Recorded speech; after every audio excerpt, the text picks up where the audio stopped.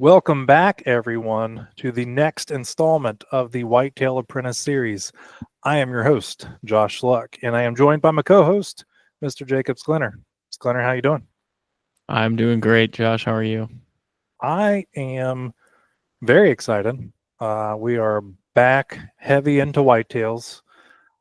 Earlier this year, I got my butt kicked by turkeys, so I'm kind of mad at them, and I have been ready for quite some time to move on to the whitetail deer.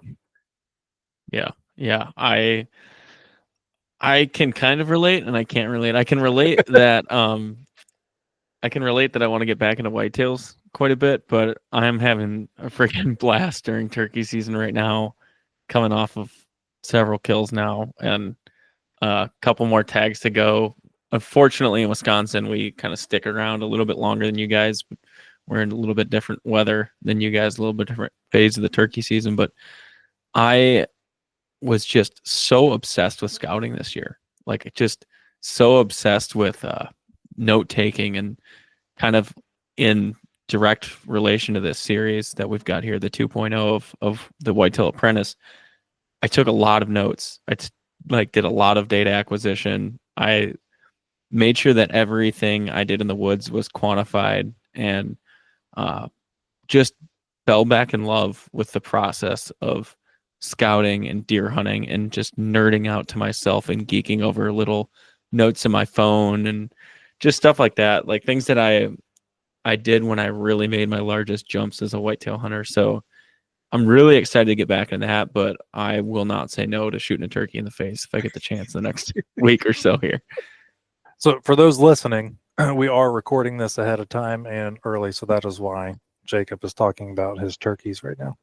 Yeah, it's May 19th, so it's definitely deer season o'clock here, but I'm fortunately in Wisconsin we got just over a week left. So Yeah, Ohio is out, and I am ready, like I said, to move on to whitetail. So back to your point, what you were just talking about, Jacob, as far as getting back into your scouting and taking notes, and that this off season I did.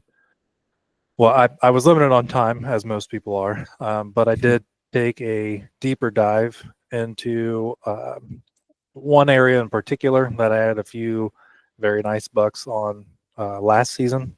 Um, I was fairly close as far as when I went back and reviewed a lot of the trail cam data I had. I was a lot closer to some of these shooter bucks than I originally thought. I was one ridge over from these deer. It actually kind of irritated me how close I was and me not realizing it. So kind of fell back into the process, postseason scouting, taking notes, looking at the data as far as trail cam data and all that, and trying to put all the pieces together. And that's kind of what we're going to do a little bit this season on the Whitetail Apprentice Series, is looking at hunting and all that very much from kind of a very analytical approach, a very kind of data acquisition approach, research approach, if you will. Just to kind of recap last season on the Whitetail Apprentice Series, in case anyone did not listen to that, you can go back and listen to it. It started last August, just like this one is starting in August. It's our intro episode to that. To last season was episode 188. It came out on August 2nd, and it runs through from the beginning of August all the way until the end of November. We had a ton of guests on there. Just to name a few, we had Jake Bush, Aaron Warburton was on there, Jeremy Aaron, and Daniel Lemon, Shane Parker, talking about trail camera data, just to name a few. Who else can you think of, Jacob? Oh, we had Zach Kaiser, Dakota Cantrell, lots of really, really good hunters. We had Dr. Bronson Strickland on there, one of his grad students, Luke Resop. Both of those will probably make an appearance on this season as well. But a lot of really good information last season, and we kind of went step by step last season, and by that I mean each episode kind of corresponded with the time of year it came out. So as the season progressed, we got into some of your other tactics as far as buck bedding, looking at moon data, rut tactics, scrapes, like all that stuff as the season progressed. And we did a little bit of, when we broke things down, it was a lot of anecdotal evidence from very qualified hunters, and then a little bit also looking at some of the research side of things with Dr. like Bron Strickland and Luke Reesop and that. This season, it's going to be some of the same, but we want to dive into, like I said, the data acquisition and that more so than we did last season. So the format for this season, to give our listeners an idea, is we're going to have a hunter who kind of has the accolades for the season type, if you will. So we'll take a look at it, at least here in the Midwest, and this can also apply to our listeners down south if they want to look at it as kind of like an early, mid, and rut aspect. For the Midwest people, it'll be kind of looking at September into October and all throughout November. So you have your early, mid, and then your rut, so to speak. That is how we're going to break it down. And we're going to start off each of those periods with a hunter who has had multiple harvests, multiple kills in that time frame, and has had frequent success in that time frame. We'll talk to them about how their tactics during that time frame, what they do as far as like from an analytical standpoint, a data acquisition standpoint, and then we're going to follow it up with about 4 episodes after that of kind of research oriented topics. We'll take a look at different research articles, and we're going to relate it back to what that hunter had just talked about. A lot of people think and Jacob, feel free to chime in on this, but I feel like there are a lot of hunters, when they look at all of the research that comes out and the data comes out, they think 2 things. One, that only applies to people trying to manage property or private lands, or 2, that doesn't apply to my scenario at all, and it's completely wrong. Would you say that is somewhat accurate?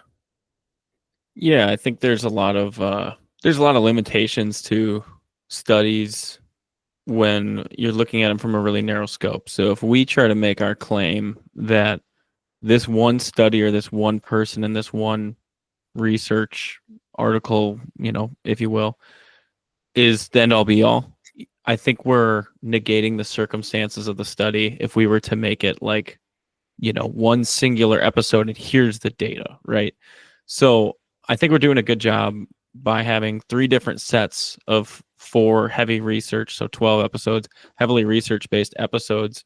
We're really diversifying it. So you're not going to get caught up where you're listening to a study that someone did on some game farm somewhere with no hunting pressure, or you're not going to get caught up in a study where there's just a ton of pressure and it's public land, or you're not going to get caught up on a study that was done on thousands of acres that are all excellent habitat, or one that was a couple acres that was just good habitat or bad habitat. You're going to get actual hard data on many, many perspectives. And I think some of the things that we're going to see throughout this breakdown, obviously, I think it's a good strategy having we'll call it anecdotal, but having the expert on beforehand talking about the practical use of their tactics and stuff like that.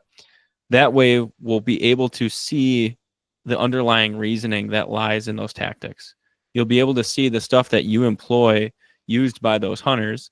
You'll be able to see experts in their natural habitat, if you will, the area of their own expertise. And then we'll be able to point to maybe why they're doing what they're doing. I'm sure we'll find some things that are contrary. There's a lot of people that are really, really set in their ways and their method of hunting that don't consider a lot of new perspectives. And so you're going to see a lot of good stuff, and we'll actually have the opportunity for some of, us, Josh, hosting the series. We'll actually have the opportunity for us to pose some of that research to these experts and get their feedback on what they believe is happening. And a lot of them do end up, speaking from the experience of our last series, do end up considering a lot of the stuff that we've talked about with experts throughout the series and change it and modify their approach and then learn from it as they go. So I think this is going to be a really good way to bridge the gap between the common hunter and a research study and realize how they can make them work for themselves, and also maybe realize the limitations where, some of this stuff is not going to be one for one your situation to theirs, but we're going to give you so much information that you're going to be able to find not only a relationship between what you see work in your own home grounds and your own public lands and your own private lands that you hunt, but also you're probably going to see opportunity for growth in your own approaches and strategies, and it's going to be reinforced by the hunters that are truthfully experts in these different areas. Yeah, that was well put. My entire hope for this installment of the Whitetail Apprentice Series, one, I wanted to try and up what we did last season. We got a lot of really good feedback on last season, and I wanted to try and make it even better this season. But also, like you said, try and bridge that gap, and help people see how they can utilize a lot of this data, a lot of the research, and apply it to their situation. And a lot of the kind of nuances or instances where people are like, I don't know what they're talking about. This is not what I'm seeing at all. Right? You have to put all that into context and look at it from your situation. And like Jacob said, look at some of the limitations. Like, okay, this is what they're saying. Why am I not seeing it? What are the variations here? How can I actually still use some of that information and apply it to my hunting strategy? So like Jacob said, right, looking for that growth to become a better hunter. And we're going to hit on those nuances and limitations and stuff when we interview these people. I feel like Jacob, you and myself will bring a pretty good, well-rounded perspective on it, especially from a public land side of things, where we can talk about different things like pressure and why we might be seeing that or may not be seeing that. Right, we can bring those up in those episodes, because I'm sure other people will be thinking that.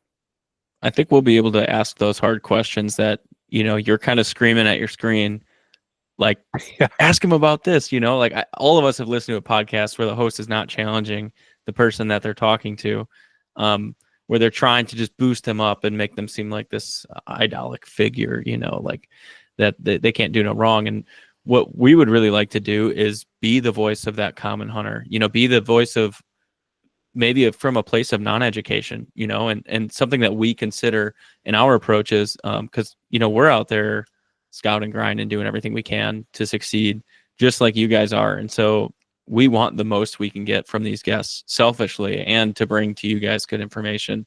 So, we're not just going to be touting out their studies and saying, oh, this is all perfect. We're going to point out limitations, and we see them. We're going to come up with theories of why they might see results that's counterintuitive to traditional thinking. And we're going to make them explain, where they're coming from in those areas. And it'll allow you, I think the biggest thing for me, right, and I just talked about in my scouting, recording data, like literally making a study of my own. I think a huge useful thing for this series is that you're going to become really familiar with how this data is gathered, how it's tracked. And it's actually just a lot. I know study can be an intimidating word and data can be an intimidating word, but it's really, really quite simple once you get more familiar with it. Mm-hmm. And I think what this is going to do is you're going to hear our questions to these experts, and it's going to get your gears turning on, okay, how can I employ this in our area, in my area? And you're going to start to ask yourself questions of how can I gather a data like this study is? Because now I'm seeing the use of this data acquisition. Now I'm seeing the use of gathering intel via trail cameras. We'll go to our first episode already. How do I see the use of these things, and how can I use them for myself? And through our questions to a lot of these people who are running these studies and a lot of the experts that are using the tactics gathered from these studies, you're going to see how to employ that for yourself. So like we've always said, you're going to get plenty of examples that will or will not apply to your situation. And the key is to be able to analyze your situation and decide for yourself what's going to work and what's not going to work. And then form a list of questions that you need to answer in order to fully understand what's going on with the deer you're hunting or the area you're hunting. And when you get familiarity with this kind of research that's being gathered, how this data can be misconstrued, how it can be useful, all those things, it's going to allow you to do that on your own scale. And it's going to allow you to take what looks just like some amorphous information that's hard to grasp from some podcast, and it's going to take it and make it so that you can not only utilize the stuff you're learning like you would with any other podcast, but also maybe form a study to really understand your situation as well. And that's a huge thing that we're going to look to get into in this series, really, is how can you make data work for you? How can you take advantage of the stuff you're already doing in the woods, like using trail cameras, deer sightings, all these other things, and how can you make it work for yourself so that you can succeed more in the whitetail woods? Mhm. I think from just over the years, as I transitioned from like a small, like parcel private land hunter, not knowing anything, and then as I started challenging myself hunting public lands, when I moved to Kentucky, that's all I had. I kind of jumped right into it. Actually hunted a very heavily pressured piece in Kentucky. So I didn't make it easy on myself, but it forced me to try and learn quick, fail quick. I failed very quickly that first year. But over the years, right, I have just continuously tried to challenge myself. And when I, back to your point of when I would read things or hear things from people, so like people would be like, oh, bucks are doing this or this. Or if you read these research articles and they're like, oh, bucks do this during this time, or they tend to do this. And then it's like, well, I'm not seeing that. Why am I not seeing this? Why is my situation different? And then going out and trying to figure out why it's different is kind of really where I feel like there was some steady growth occurring, right? You gotta put things into context. You have to look at things from your circumstance, right? Because there are a lot of these are wild animals, right? Mm-hmm. There are a lot of factors that can influence things. The biggest thing I would say for a lot of us on public relates back to pressure. But I will say a lot of the things I read and research, and this isn't coming from one specific study, it's me collecting information from multiple sources. Like I am seeing what I'm seeing out on public, like on pressured public land, is the same thing I'm reading in these research articles. It's just taking me, I'm having to read a bunch of them, right? To kind of broaden my understanding and scope of everything that's going on. I'm like, okay, this makes a lot of sense when I'm reading stuff on forage and biomass and what is improving a deer's nutrition, how deer respond to pressure, and all this stuff. It all starts to make sense when you look at the big picture. Yeah. I think a huge thing you just touched on early on in that there was failure and how it's a necessary thing to find success. And I think that not I don't think it's old school, because I think this is going to be applicable for forever across all generations, but the typical way that people learn things nowadays is through failure. And you get one failure is one data point, and you might learn from that immediately, or it might take 3 times or 2 times, or it might take 20 times. Like you might be learning some really hard lessons that it takes a while for it to really sink in and for you to come up with a good solution that works and implement it. And kind of our goal here is to minimize the amount of failures you go through. And no crap, that's the goal of a lot of podcasts. But in reality, what we'd like to do is remove some of those failures through the use of data and other hunters' experience. And so what we're really trying is we're trying to bridge the gap between failure and learning. We're trying to present to you in any way that's tangible to you. And there's a few ways to do that. There's the give a man a fish approach, right? We can give you our individual cases of failure, and we can give you a study that represents what's actually going on to prevent it, and that will prevent one failure or prevent one tactic. It will prevent you from making certain mistakes, right? And you'll learn, and that's a good way to do it, but it's very manual. It takes you listening to a lot of different podcasts, a lot of different perspectives, considering all those perspectives, trying them all out, going through a lot of failure, finding the ones that work, and then developing your style. And that's what everyone's doing nowadays. Is everyone that's really invested in this is listening to people, they're gaining these perspectives, and they're working their asses off to try and gain some skill and build success over time. But the teach a man to fish approach would be, how can you eliminate those failures in your own realm? how can you conduct your own study? How can you gather this information that these experts are already gathering at a zero cost, and in terms of what you're already doing? How can you make this stuff work for you? And so our goal is to give you as many reps as possible with that data. And the more reps that we give you with analyzing studies, breaking them down, seeing what they can really do for you, the easier it will be. And the more we ask experts how the common man can do this, the easier it'll be for you to be able to eliminate those failures at a really large scale and learn a lot quicker. And that's just really our goal. You know, like Josh and I are eating up with deer hunting, just like all of you guys listening right now. So we're on the same journey with you. And I think that's the beauty of it, is we don't have any misconceptions about being experts in any of these fields. You know, like we're learning, sometimes we're luckier than others, you know, but like, I think that's the beauty of having us as hosts, is that we've been dedicated to it for a while. We still admit that we have a lot of learning to go, which I hope is always true. I hope we always continue to progress in that way. But that will allow us to relate to the average guy who's not got a ton of time, who does work a 9 to 5, who's got a wife and a family to take care of and stuff like that, who doesn't have a ton of money to just spend on this, who's saving all of his vacation time to take a week off during the rut. You know, like, we are going to think of the questions that you guys are already thinking of, because we're there, we're in your shoes, and we're going to do everything we can to do justice to you. And then maybe selfishly through us, you know, help us kill a buck too this upcoming season here, Yeah. which the last series certainly did, I would say. Man, I'm kind of scrolling through some episodes right now, but like, we had some amazing episodes with Aaron Warburton. Like, that episode was insane.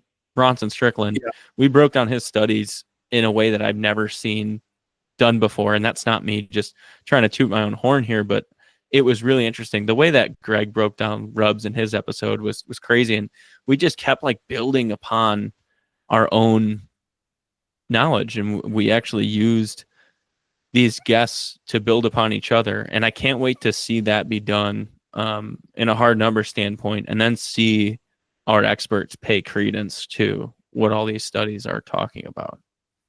Yeah, I'm really excited about this. I have spent a good amount of time researching things and then trying to kind of format this into something that can be utilized by everyone that listens.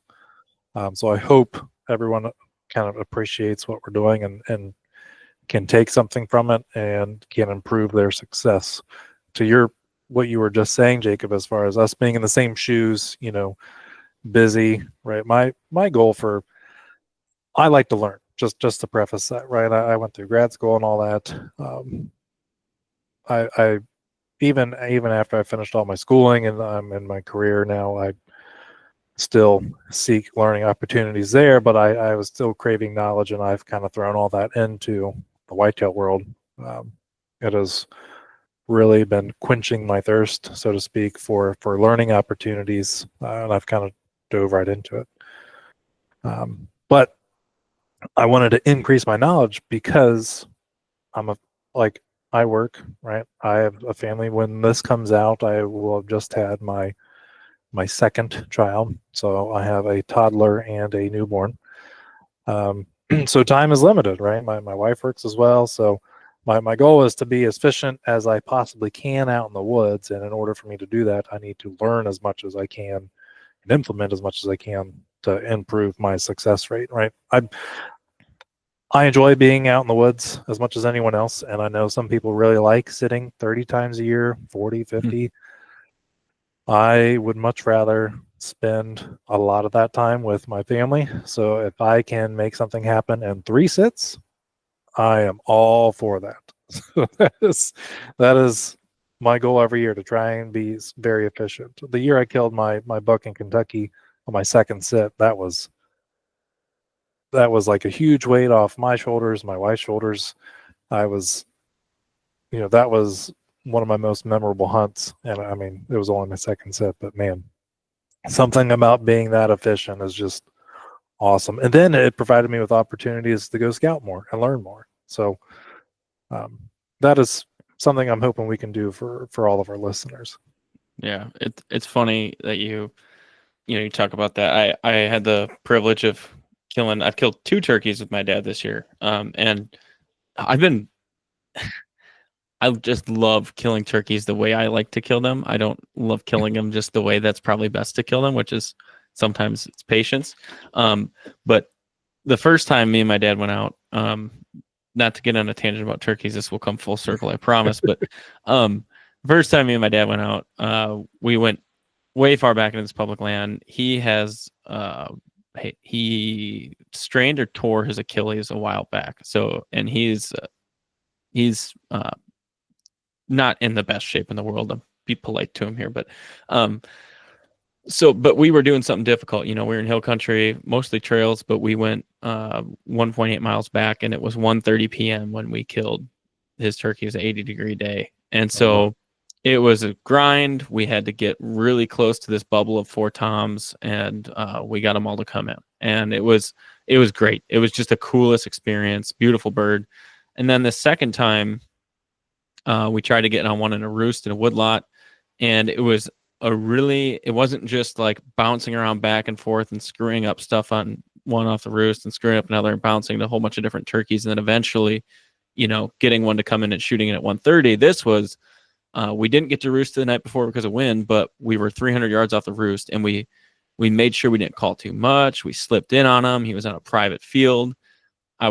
Had the opportunity to sit with my dad in a little stick blind up against a tree. So we're shoulder to shoulder, and I'm explaining to him why I'm casting my call in a certain direction to get that turkey to think that I'm a hen that's moving away. So I actually had to pull him off of another hen, off of a private field, and we couldn't see him the whole time. We could only hear when he was gobbling. So there was a severe strategy to how you call, when you call, the direction you're doing it, reading his demeanor, the way he's gobbling back, the way that the hen is interacting with him in order to finally get this to work out. And one of the things he said right after I shot it, he says, "That was effing awesome." And he's like, that was more fun than my other kill. And I was kind of surprised to hear him say that, because I shot the turkey this time. He shot the turkey last time, and last time was more of a grind for a really, really cool ending. And this one, was just a couple seconds of it in range, and we shot it because we had to take advantage. And he said that was just so strategic. Like you clearly had a plan, and it played out the way you wanted it to at times. It didn't play out the way you wanted to at times. But you basically took the information you were learning from that turkey.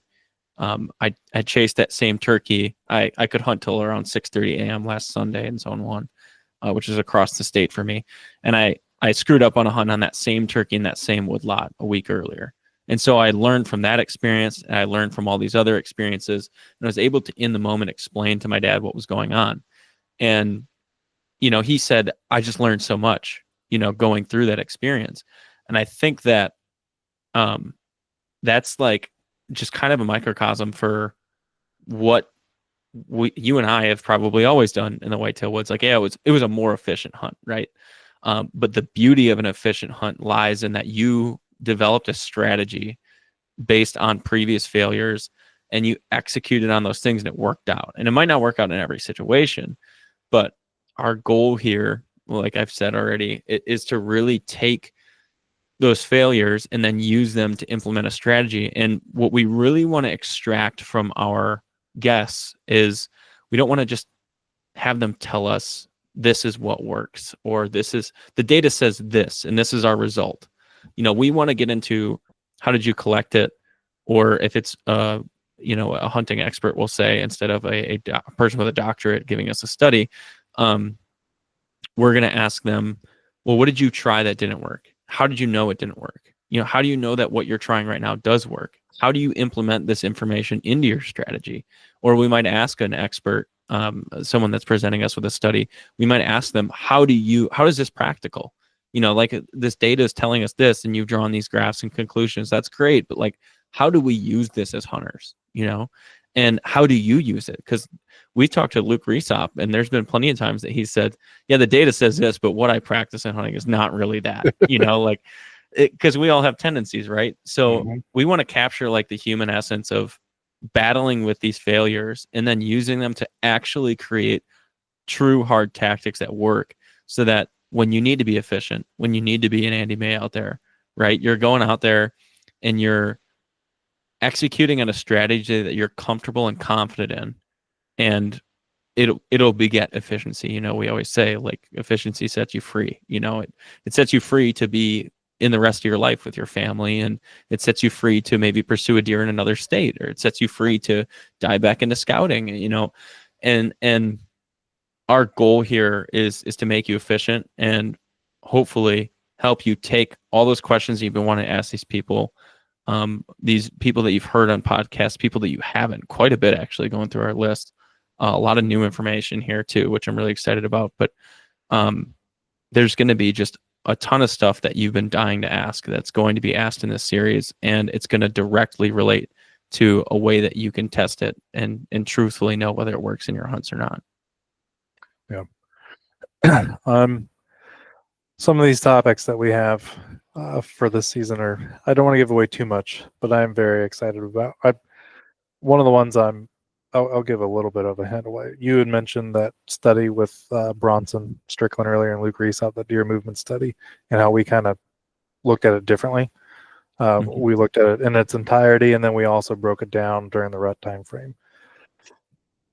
We're going to have an episode, hopefully earlier in the series, looking at that same data set, but to my knowledge, we're going to look at it in a way that it hasn't been looked at before, and I'm not even sure. I've never heard Bronson or Dr. Damaris or Luke or any of those people at MSU refer to this study and the aspect I want to look at it. So I'm very excited for it, because I don't know if anyone's looked at this data set like I would like to present it.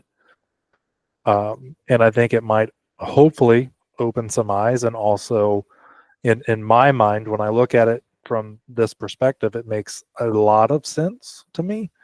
And it kind of reinforces a particular time frame in which I like to hunt deer. So that's all I'm going to give away for that episode. It's one of the ones I'm more excited for. It's so tempting to just talk about what you mean there. I so badly want to give a hint, but I'm going to try not to here. But yeah, there's going to be sort of across these two, like kind of a bit of a meta-analysis on some of these different things too, where we're comparing the studies to each other. And that is also not a hint on what we're kind of talking about with that. But yeah, I was very excited when you told me about the idea for that episode. Yeah, it'll be good. There's a lot of stuff coming out. The guests that I have planned, I'm hoping I can coordinate with everyone. We're starting early enough. I think it can definitely be doable. It'll just depend on scheduling as usual. But a lot of these people you may have heard in various places. But there isn't a single series out there, I am fairly confident in saying this, that has every one of them in one. So something different. That's what we're trying to do with these series, is just something different that you don't see or hear every day, and just bring you guys along.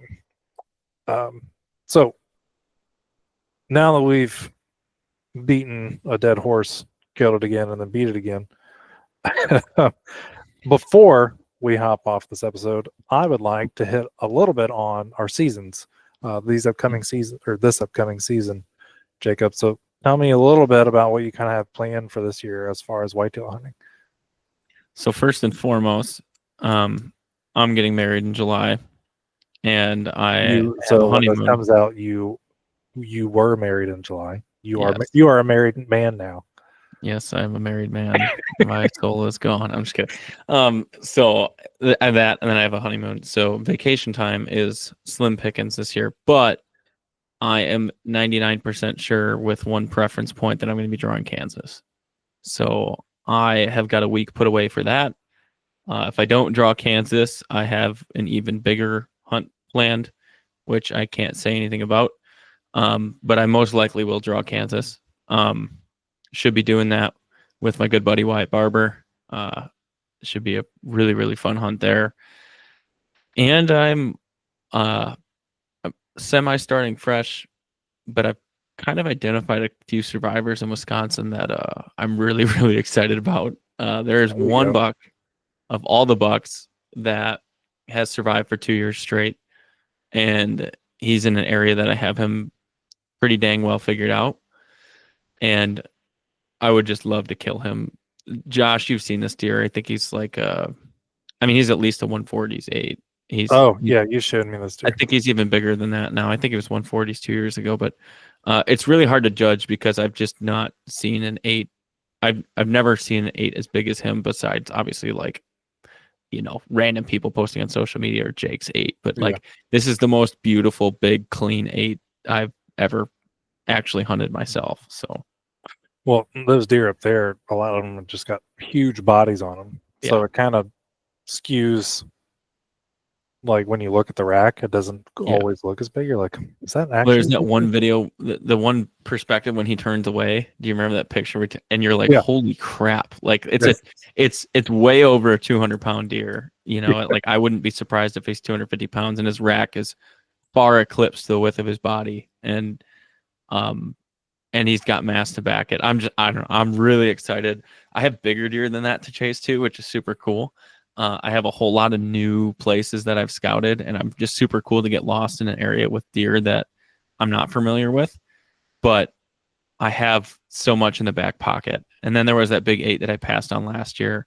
Oh yeah. Um, I had 5 encounters with him this year, so I'm fairly certain that if he grows, he'll be on the hit list too. So there's those deer, and then there's a few freaks that I'm not comfortable mentioning. But this next season should be a lot of fun, and I've connected with hunting again in a way that, last year was more chase for a single buck. It became more of a status symbol to try and kill this deer, and I kind of lost my way in hunting a little bit.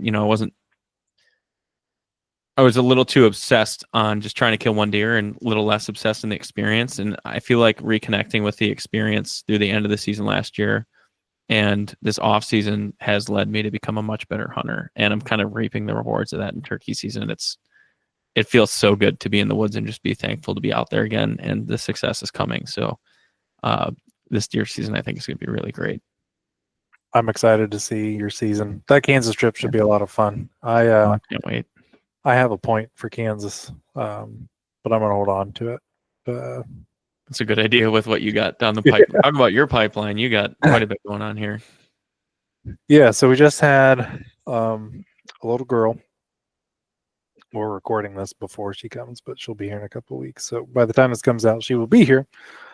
So we got our toddler, right, 2.5-year-old boy, and then now newborn little girl.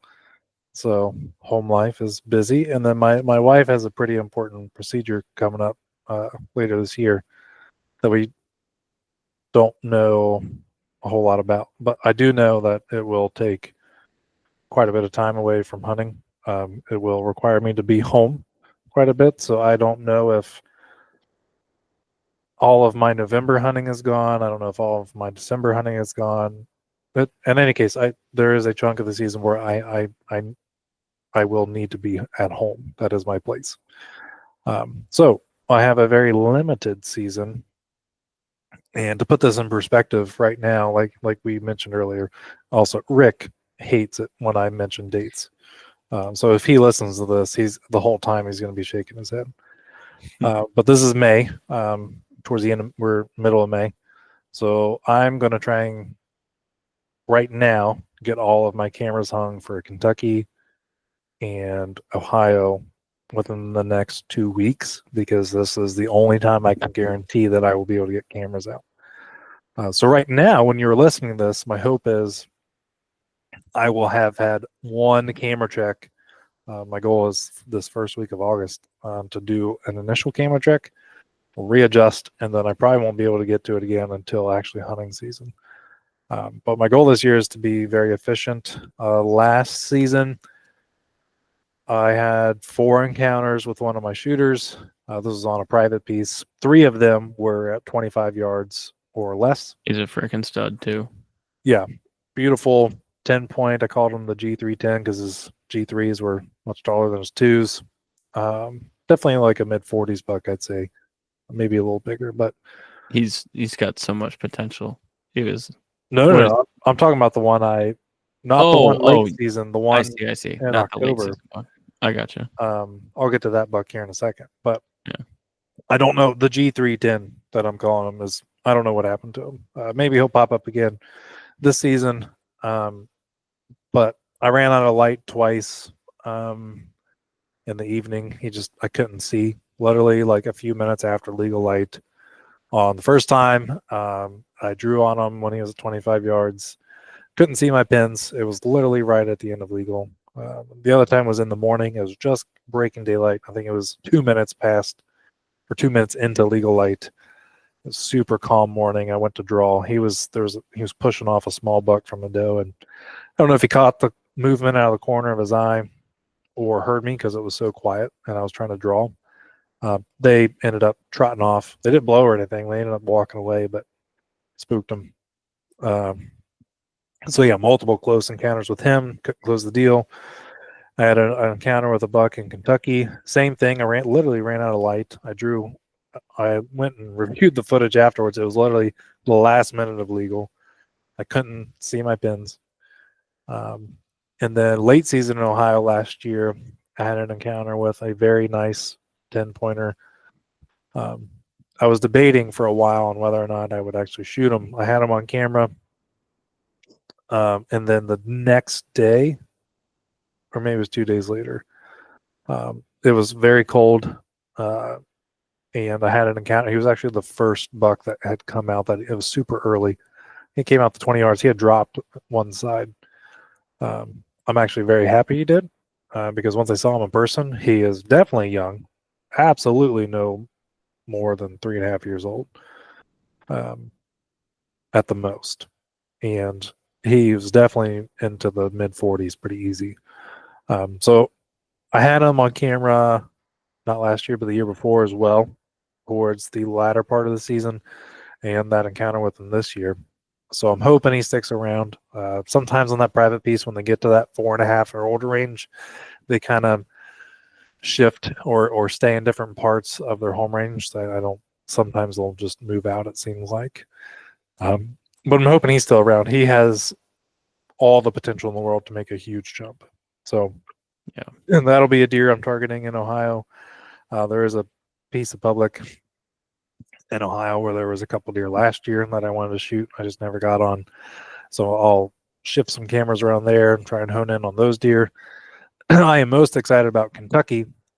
I had four different shooter bucks on camera there.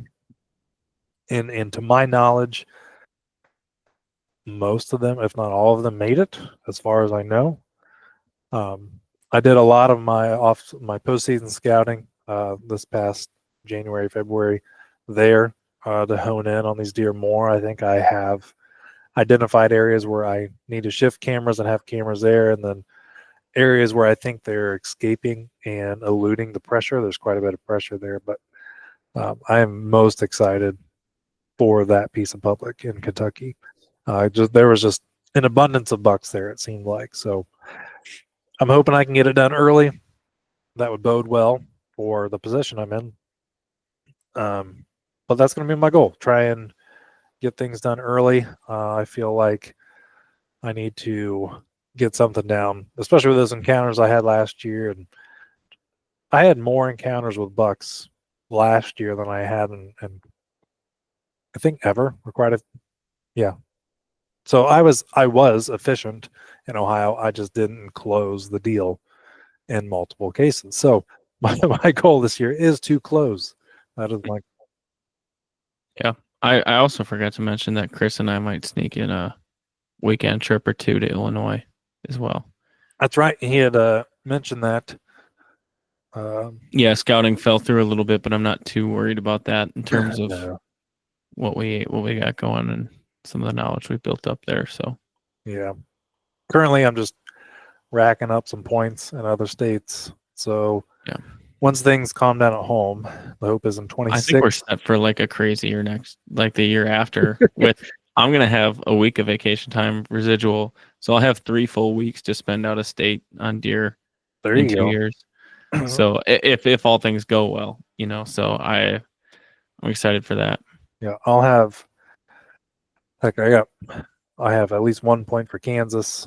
I got plenty of points for Iowa. I could go to Iowa. Other Western states, got some Wisconsin. points for. Yeah. You have Maybe all the make the trip points to you need. Wisconsin. You got $90. You can come to Wisconsin. Yeah, I can't believe your tags are that cheap. Don't talk about it. I'm cheap, I guess, but never mind. It's $600 and they last a week. Yeah. I don't know. There's I don't know. Once we get things settled at home, there's a lot of states I'd like to hit. Yeah. But so for our listeners, right? I hope you guys really enjoy the series. We've put a lot of thought and effort into it to help everyone and also to selfishly help ourselves. But I think I think there's going to be a lot of learning points, and it's going to be a very worthwhile series to listen to. I really hope everyone enjoys this. Yeah. We appreciate all your support too from the last series. I mean, we had record-breaking numbers in the last series, which, numbers don't mean a lot to us other than that you guys are really enjoying it. And we had countless people reach out to us all the time. So we're really thankful for that. We're thankful it played out the way that it did and that you guys enjoyed it. And Josh, I know, has already maybe doubled the planning he did for that series. So we're excited to bring you this next one. Playing quite a bit. But yeah, we really enjoy people reaching out to us, just kind of chit-chatting, telling us what they enjoyed about a particular episode or what they utilized from an episode out in the field that led to some success. So if anyone has any of that or just wants to chit-chat about an episode, reach out to us because we highly enjoy that. Yeah. So with that, I think we're going to wrap up the first episode of the Whitetail Apprentice Series 2.0. So as always, I am your host, Josh Sluck, and I have been joined by my co-host, Mr. Jacob Sklenar. Everyone, Thanks, guys. have a good one. See ya.